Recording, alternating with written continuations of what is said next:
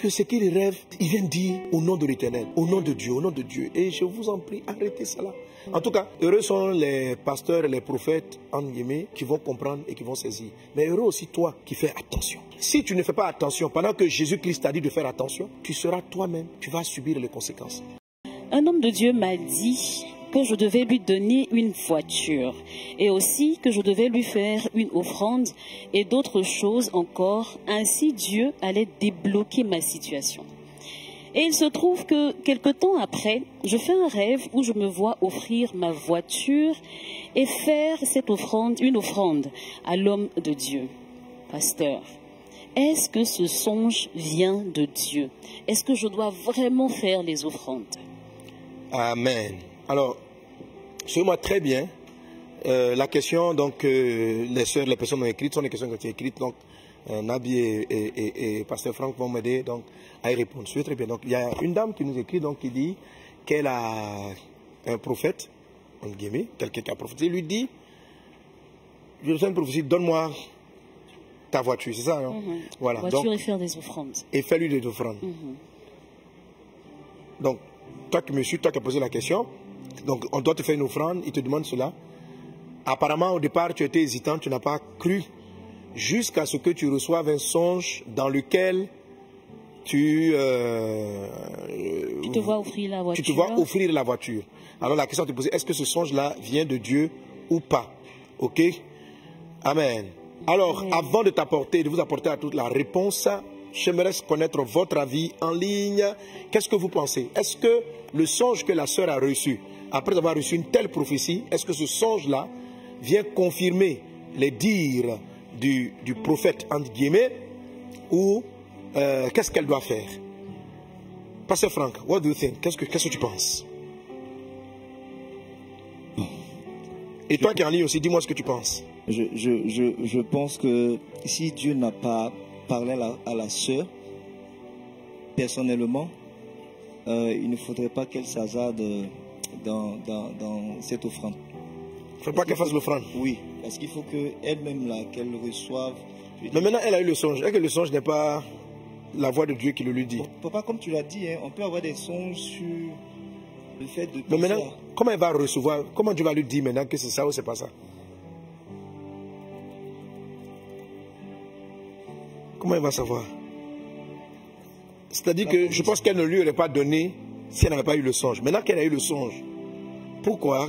Le songe n'est-il pas une preuve? En fait, sa question, est-ce que le songe n'est pas la preuve que ce que le monsieur a dit est de Dieu? Bon, ça va partir de sa conviction. Si elle est convaincue. La conviction. Oui. Nabi, what do you think? Qu'est-ce que tu penses? Papa, tu nous enseignais que les songes peuvent provenir parfois de nos émotions, de nos pensées.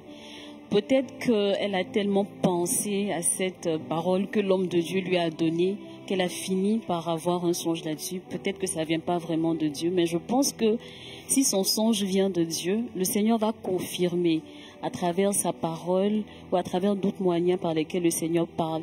Il va confirmer cette parole-là. Il va confirmer le songe qu'elle a eu pour qu'elle puisse poser l'acte. Mais je pense qu'elle doit chercher une deuxième, une troisième confirmation avant de poser l'acte. Pourquoi? Parce qu'elle n'est pas convaincue, quoi. Bon, je pense que le songe va la rendre hésitante. Elle va se dire, ah bon, peut-être au départ elle n'était pas convaincue, et puis avec le songe, elle se dit, ah, peut-être que c'est Dieu, peut-être pas. Et qu'elle veut asseoir vraiment ses convictions avant de poser l'acte. BF, il y a un qui s'appelle BV Foot. Il dit, elle doit prier, demander la volonté de Dieu. Lydie Adou, qu'elle demande confirmation à Dieu au travers d'autres personnes. Donc, la plupart passent avec toi. Pour moi, non. Car dernièrement, papa, tu nous as dit que la prophétie ne doit pas nous faire peur et le songe vient de la pensée à force d'y penser. Pas forcément, tout dépend de son ressenti. Si elle est en paix par rapport à ce songe, elle peut obtempérer. Ce songe vient de ses pensées. Elle est tourmentée, d'où le rêve. Elle doit être convaincue intérieurement. Il faut qu'elle soit convaincue. Moi, je pense que c'est plutôt un rêve qui vient de ses pensées. Bon, en tout cas, la plupart des personnes vont dans vos avis respectifs. Amen. Amen. Amen. Amen. Alors, alléluia. Amen. Je suis totalement d'accord avec vous. On va lire 2 passages dans la parole de Dieu. Tu vas me prendre Jérémie chapitre 14, verset 14. Jérémie 23, verset 16.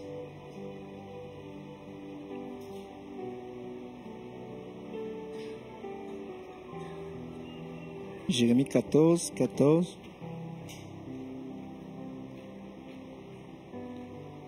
Oui, vas-y, vas-y.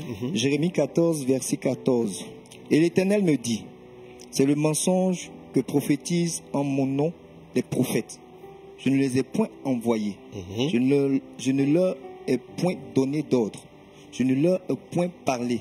Ce sont des visions mensongères, de vaines prédictions, des tromperies de leur cœur qu'ils vous prophétisent. C'est pourquoi, ainsi parle l'Éternel sur les prophètes qui prophétisent en mon nom, sans que je les ai envoyés, et qui disent, il n'y aura dans ce pays ni épée ni famine. Ces prophètes périront par l'épée et par la famine. On va s'arrêter là. Amen. Je reprends. Et l'Éternel me dit, c'est le mensonge que prophétise en mon nom. Notez bien que la Bible dit qu'il y a des gens qui prophétisent du mensonge en son nom. L'Éternel me dit, c'est le mensonge que prophétisent en mon nom les prophètes.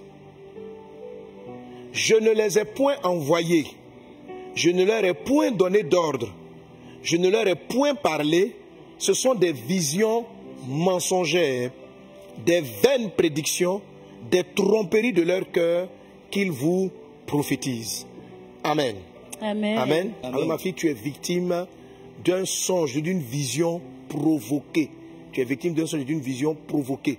Il a regardé son cœur, il a regardé sa convoitise et il est venu dire, ainsi dit Dieu. Écoutez, des personnes, je vous en supplie, écoutez-moi très bien. Un prophète qui vient donner une prophétie pour te dépouiller, pour prendre ton argent, pour prendre ta voiture, pour prendre ta maison, qui te donne des révélations, à 99,5%, ce n'est pas Dieu. Ce n'est pas Dieu, c'est juste un arnaqueur qui veut, comment dirais-je, voilà. Et s'il fait à l'intérieur des pratiques occultes, de la même manière qu'il y a des sorciers peuvent t'envoyer des rêves où ils te poursuivent, des sorciers qui sont rentrés dans le soi-disant prophétique, mais dans le prophétique de démons, peuvent t'envoyer ce genre de songe ou tes propres pensées, ta propre peur. Non, ce n'est pas de l'Esprit de Dieu de te dépouiller. Et surtout, la Bible nous dit donc, dans le livre de Romains, chapitre 14, verset 23, mais celui qui a des doutes au sujet de ce qu'il mange est condamné parce qu'il n'agit pas par conviction. Tout ce qui n'est pas produit d'une conviction est péché. Ok? Si tu donnes ta voiture pendant que toi tu n'es pas convaincu, c'est un péché. Pas parce que Dieu, tu as compris le passage qui est là, non? Pas parce que tu dois rechercher la conviction devant Dieu. Voilà. Un prophète correct ne peut pas te dire, tu vas te dire, pasteur, j'ai entendu ce que tu m'as dit, je vais prier. Je ne suis pas convaincu. La Bible dit, n'ayez pas foi. Frère, je ne sais pas comment vous pouvez comprendre si vous n'écoutez pas ce que dit la parole de Dieu. Dieu dit, n'ayez pas foi en tout esprit. Trouve-moi cette référence. N'ayez pas foi en tout esprit, mais éprouvez-les. Amen.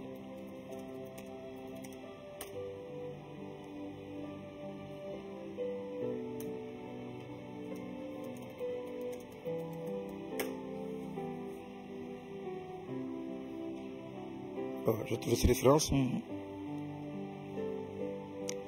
En tout cas, ne mettez pas votre foi dans tout esprit, mais éprouvez-les pour savoir si les choses qu'ils font, les choses qu'ils disent viennent de Dieu. C'est comment? 1 Jean 4, 1. Donnez-moi 1 Jean 4, 1. Bien-aimé, voilà, pardon. N'ajoutez pas foi à tout esprit, mais éprouvez les esprits pour savoir s'ils sont de Dieu. Ok? 1 Jean 4, 1. N'ajoutez pas foi. Il dit pourquoi? Car plusieurs faux prophètes sont venus dans le monde. Frères et sœurs, est-ce que Dieu peut vous dire encore autre chose? Je ne sais pas pourquoi. Dès que quelqu'un vient vous dire ainsi par l'Éternel, malgré que Jésus ait dit, Dieu t'ait dit, n'ajoute pas la foi, ne mets pas ta foi, ne mets pas ta foi à tout esprit. Quelqu'un qui vient, j'ai vu un rêve, c'est un esprit qui lui a parlé, mais ce n'est pas forcément l'esprit de Dieu. N'ajoutez pas foi en tout esprit, mais éprouvez-les. Donc un chrétien, quelqu'un qui dit qu'il écoute la parole, si quelqu'un vient te dire ainsi par l'Éternel, et tu ne prends pas le temps d'éprouver, tu as péché. Amen. Amen. Si lui-même qui s'est dit prophète, dans l'instant tu veux dire je vais éprouver, il te dit tu es en train de douter. Voilà. Tu es en train de douter que le prophète a parlé. Tu veux remettre en cause. Ce qu'il dit même montre qu'il est animé d'un esprit d'orgueil, d'un esprit de vantardise, et d'un esprit. Tu es un homme, tu peux te tromper.